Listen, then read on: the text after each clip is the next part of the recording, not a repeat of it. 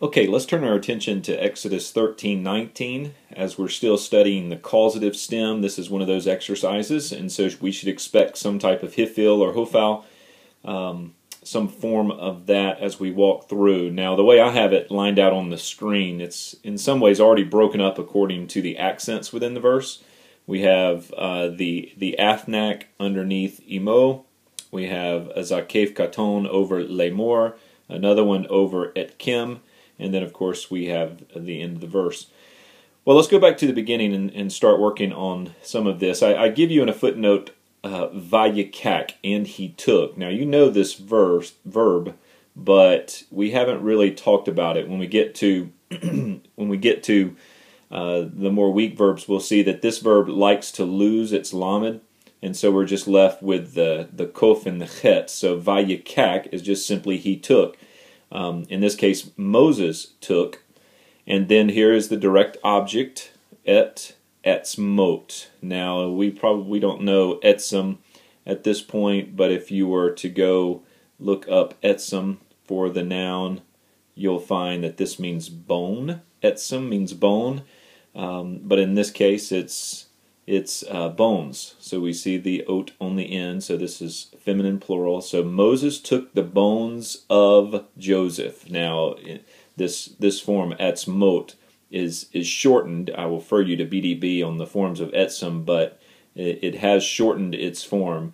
And so this is construct.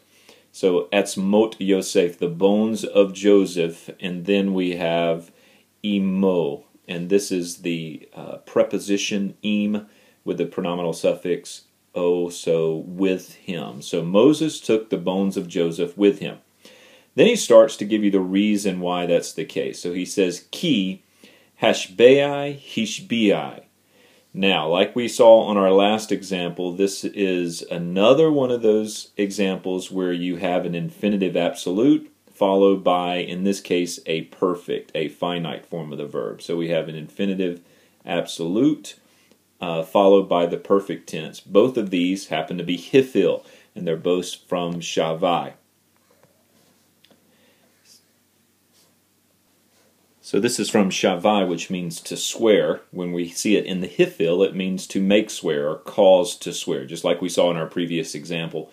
But in this case, since we have an infinitive absolute and a perfect, it means he certainly or he surely, or it's heightening it in some way perhaps. It's at least driving home this verbal form, this verbal meaning. So he definitely or he surely made swear, namely he made the sons of Israel swear, saying, or he made the sons of Israel take an oath, saying, and then we move on for that. So from the beginning, it's Moses took the bones of Joseph with him because he indeed made the sons of Israel take an oath or swear, saying, and then this is what they were supposed to say. Now notice here again, we start off with two forms of the same verb.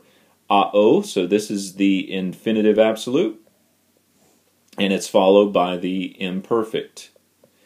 Alright, so in this particular case though, since we're not dealing with a hifil, we have an imperfect, but we have an I class, but we don't have a long A class, so this is not nifal, this is just kal. So he will indeed visit. Alright, so in this particular case it's God will indeed visit you. So we see the direct object et kim.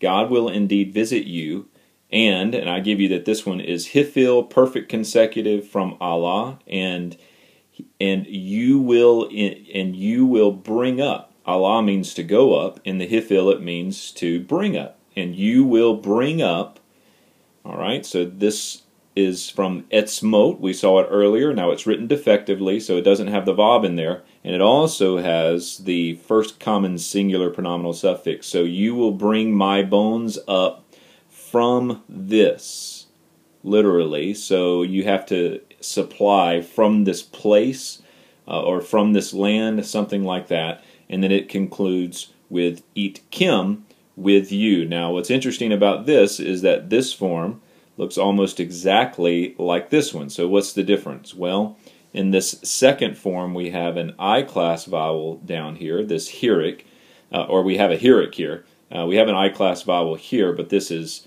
the form of the direct object marker up here, while this one is the preposition itkim, so with you. So go back to the beginning. So, and Moses took the bones of Joseph with him, because he indeed made the sons of Israel swear, saying, Yahweh, or God, will visit you, and you will bring up my bones from this place with you.